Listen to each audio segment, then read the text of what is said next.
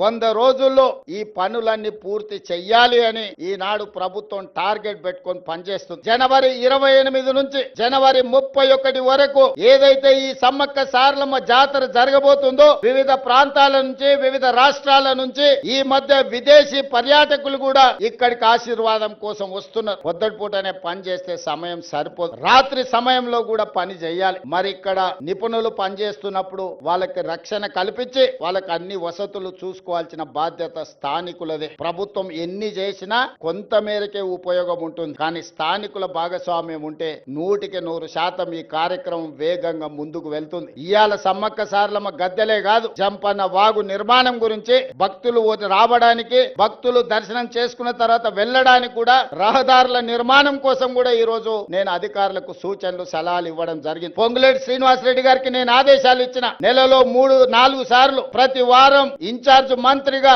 వారు ఖచ్చితంగా ఈ పన్నులను పర్యవేక్షించాల్సిందే. రాబోయే 100 రోజులు ఇందులో భాగస్వాములు అయ్యే వాళ్ళందరికీ నేను సూచన చేసిన, మనం అయ్యప్ప మాల వేసుకుంటే ఎట్లయితే మాల వేసుకొని భక్తితో ఉంటామో సమ్మక్క సారలమ్మ మాల వేసుకోండి, భక్తితో ఇక్కడి పనులను పూర్తి చేయండి అని చెప్పి మా అధికారులకు, మా సాంకేతిక నిపుణులకు, మా ప్రజా ప్రతినిధులకు సూచన చేసిన.